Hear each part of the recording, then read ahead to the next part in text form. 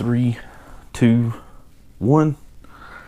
Hey guys, the Board Game Roamer back again with Massive Darkness. Playing some Fire and Ice here, and we finished the first turn.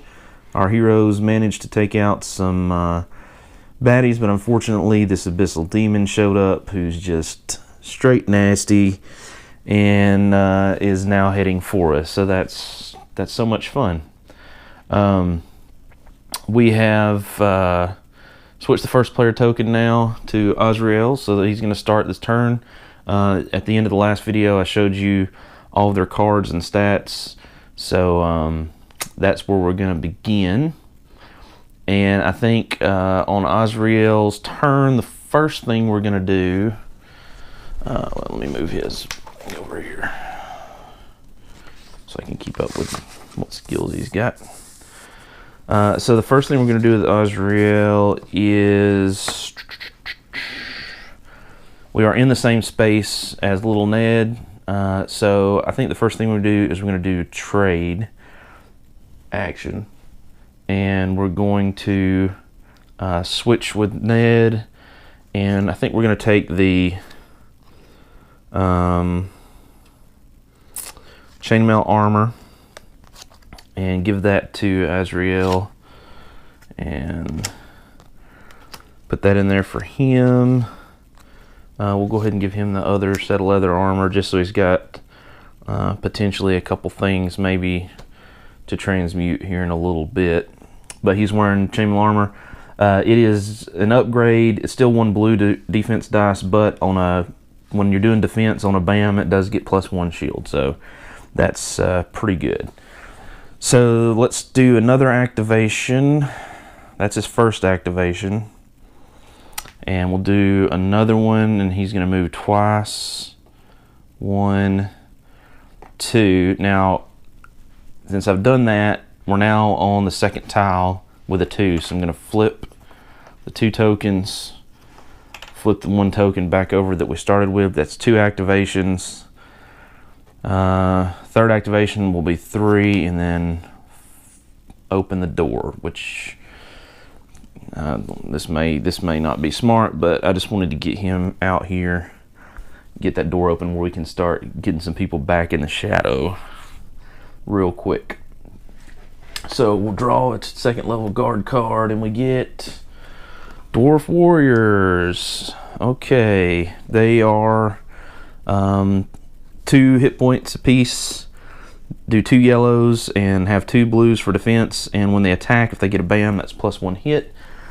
And the okay, well, the good news is what they come with is a meteor javelin, which does not give them any additional stats. So we like no additional stats.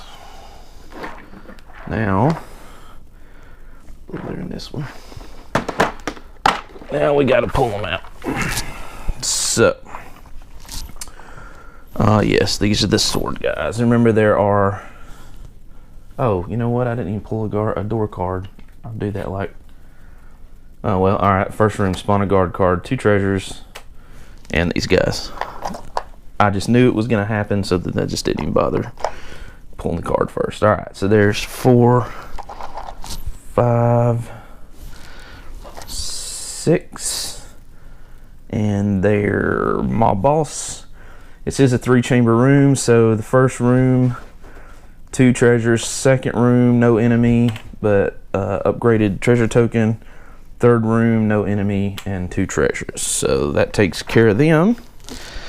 And that is the end of Azrael's turn. So that's that. No attacks happen. He doesn't have any actions left anyway. So, yep. So he's done. However, because he's in fire at the end of his turn, he's going to take that 1 point of damage, which puts him at 3. So we're going to have to, oh goodness. We're going to have to get somebody with some healing over here stat to help him out, because this is just not going to be good. But fortunately, now that we've got the door open, that was really the only trade that I was thinking about doing, other than possibly Miriam. But she's not next up anyway. Next up is Owen. Owen is going to, he's the green right here. He's going to move. First activation 1, 2. Second activation 1, 2 into the square with the dwarf warriors. And his third activation will be an attack. He is in a shadow zone, so he can actually heal 1 because of his shadow mode skill, and he does not have any skills as far as his skill sheet goes yet. So his defense, his special skills, defender, may reroll blank results 1 additional time. So he's not doing defense though. So we take 1 yellow for his longsword, and that's going to go against the 2 blues for the dwarf minions. We're going to roll those up and see what happens. Alright, so we got 2 hits, a bam, which doesn't do anything, doesn't have any skills that trigger on a bam, and 1 defense. So they're going to take 1 point of damage. Now these are 2 health minions, so he does 1, not enough to kill 1.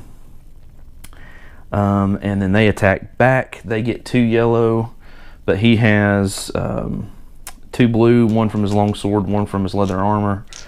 So let's see what they do. All right, and he more than, yep, he more than does that. And I forgot on his attack he moved up his health, so now he's back to 5. And he, like I said, he has no skills. So that was his third go, and that was their counterattack, which did nothing. So that's good.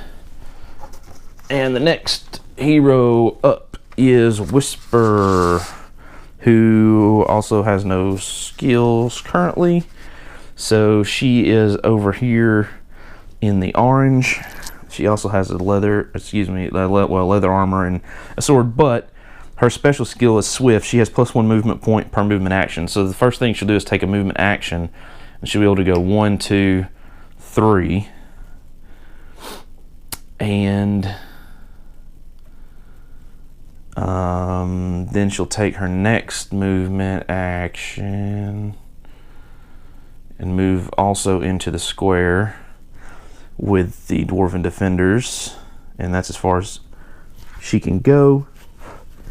And she will do her attack.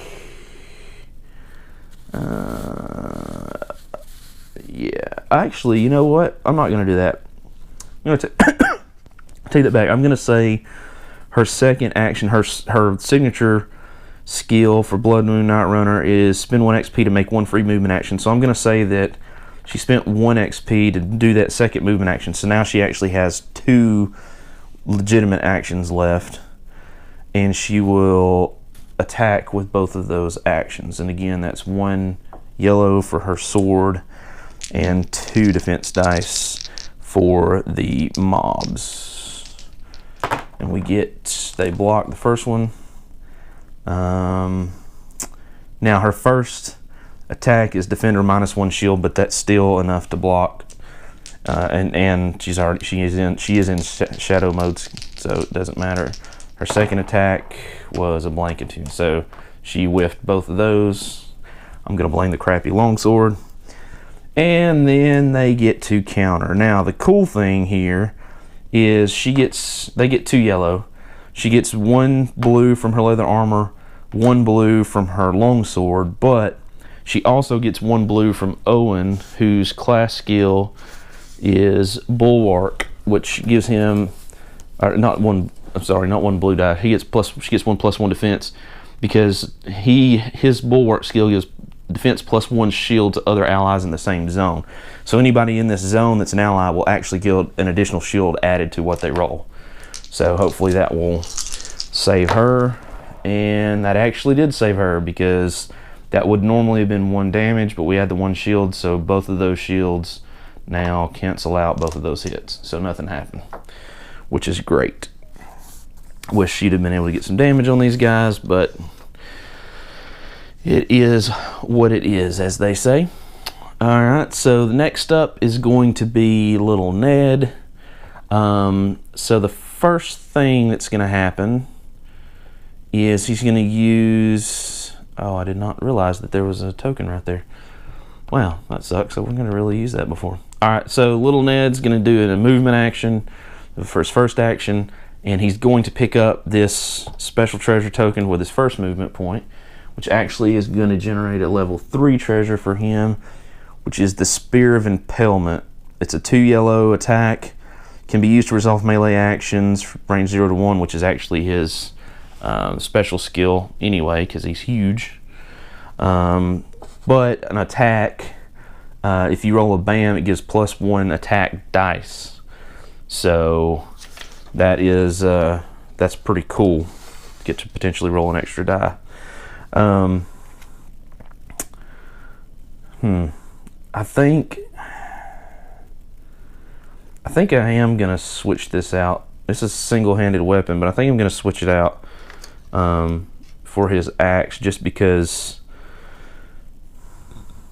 Yeah, just because with 2 and that BAM, I mean, that could potentially be a lot more damage. So, yep, we're going to do that. So that was his first of his 2 movement points. And his 3rd and 4th movement point is going to be, or his next movement point is going to be just moving to the next square. Then he's going to activate again to do 1-2 movement. And then he's going to use the Spear of Impalement against the Dwarven Defenders, which is going to be 2 yellow attack dice, and they get their 2 blue defense dice. So let's see what happens.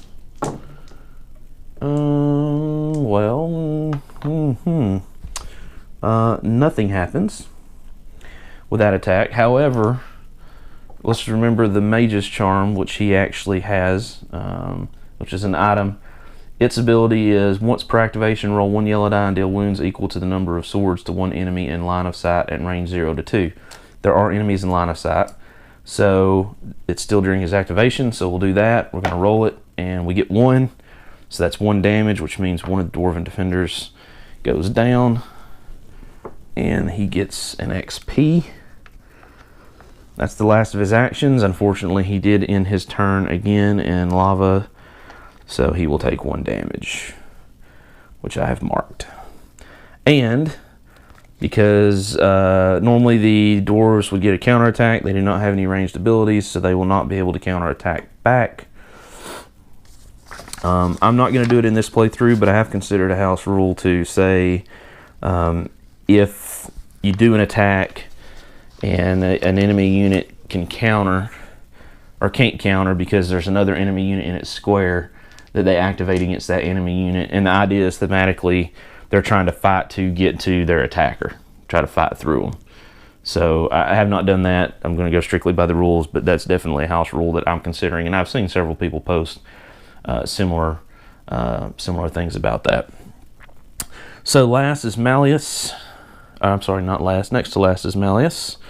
He is sporting the mace and the dwarven shield.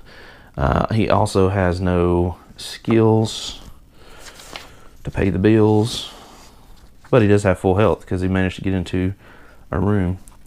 All right, so he is going to activate and move 1, 2. He is going to activate and move 1, 2. Then for his final activation,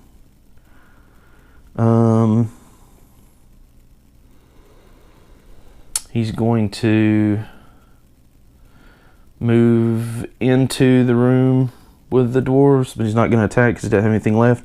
However, he is going to use his signature skill, which is the hero or one ally in the same or adjacent zone may heal 1. So he's going to spend 1 XP. That's going to take him to 2. And he's going to heal, I think, for now. Yep, for now he's going to heal little Ned. He's the most wounded this close. And that's all his activations. That's pretty simple. Then we get Miriam. Miriam the Battle Wizard. So, Miriam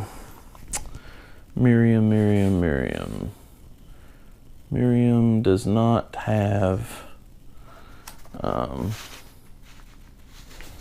any skills, so she is going to activate and move 1, 2.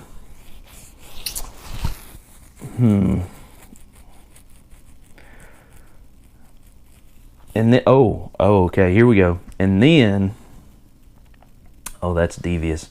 All right, then she's gonna not use an activation, but she's gonna use her free class skill, which is teleport to teleport into the middle of the baddies here in this room. And that's gonna leave her 2 activations. And so she's going to use, oh wait, she can't do that. Dang it.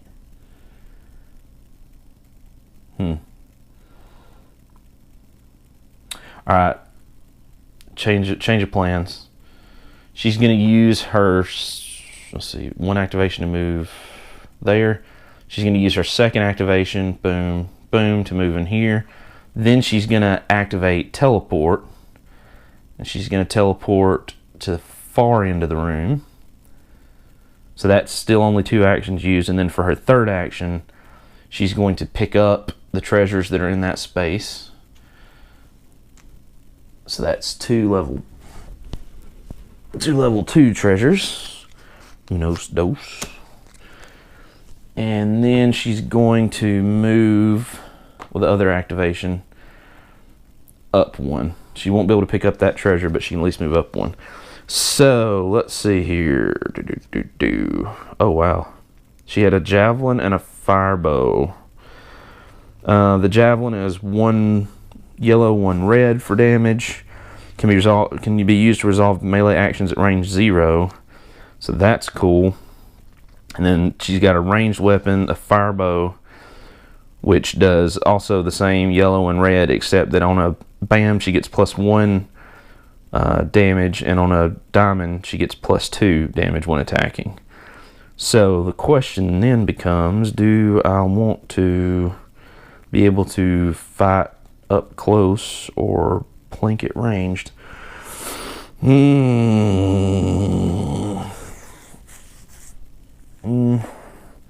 Alright, I'm gonna say I'm gonna use the javelin and just let her plink it ranged. I'm sorry, I'm gonna use the fire bow and let her plink it ranged, because there's a lot more potential damage in that. But unfortunately she cannot activate it this turn, because that was the last action she had to pick those up. She does not have enough to transmute, so there you go. So that is the end of all of our heroes' turns. So once it's the end of our heroes' turns, next thing we do is the enemy phase. So the enemies are, we'll start with the dwarves that are in there. So their target priority is the hero in range with the most XP. Whisper has 3, Malleus has 2, and Owen has 4. So they will be attacking Owen. And again, they are 2 yellows, and he gets 2 blues. And he just gets 2 blues. And he easily defeats them, or defends them, I should say. So that's their turn. So the next up is the Abyssal Demon. So the way that it works is they're going to try to activate to attack a hero. They can't. They're going to move 1 zone towards their target. Now, if we do target, basically everybody's in shadow. Nobody's in line of sight, so everybody's in shadow. And the only two other people, other heroes that are in a light zone are both Azrael and Little Ned. So he's going to move towards them. 1, 2, 3, 4, 5, 6, 7. 1, 2, 3, 4, 5, 6, 7. 1, 3, 4, 5, 6. All right, so it's 7 either way. The question is, which way do we want him to go? I'm going to say the long way around so that we can potentially jump into these corridors quickly. Maybe. So he's going to try to attack a hero he can't. He's going to move 1 zone towards his target. He's going to try to attack a hero he can't, and he's going to move 1 more zone. So basically he's going to move forward 2. All right.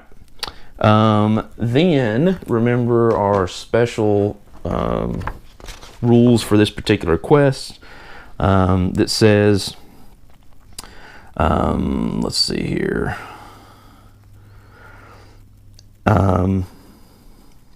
At the end of every round, remember we'll be rolling to see if we spawn another roaming monster.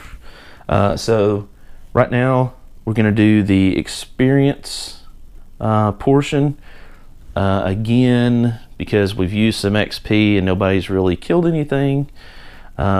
We don't have any skills to spend, any points to spend on paying the skills or upgrading our skills, so that's done. The end of the round, we draw an event card which says inflict 2 wounds to 1 enemy in a shadow zone. That's awesome. Oh, to 1 enemy. That's even better. In a shadow zone. Now, unfortunately, the Abyssal Demon is not in a shadow zone. He just moved out of it. Why could we not have gotten that last time? But we will take out one of the Dwarven warriors. So that's 1 less to worry about. So that's cool. Hopefully. And now for the fun part, where we have to roll. We have to roll to see if we spawn another roaming monster. We rolled and we did not get a BAM, so we do not spawn another roaming monster. So go us. Okay, and we're going to move the first player token down to Owen. So that is done. All right. Let's see here. So that is the second round, and we will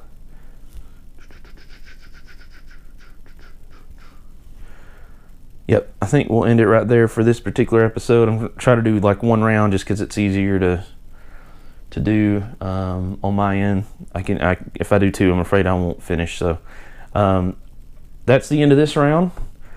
I will take the pictures like I did for the last round and let you see all of our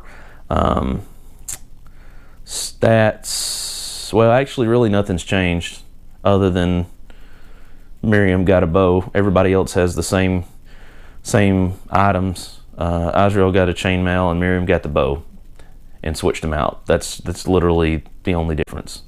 So that'll be the end of this episode.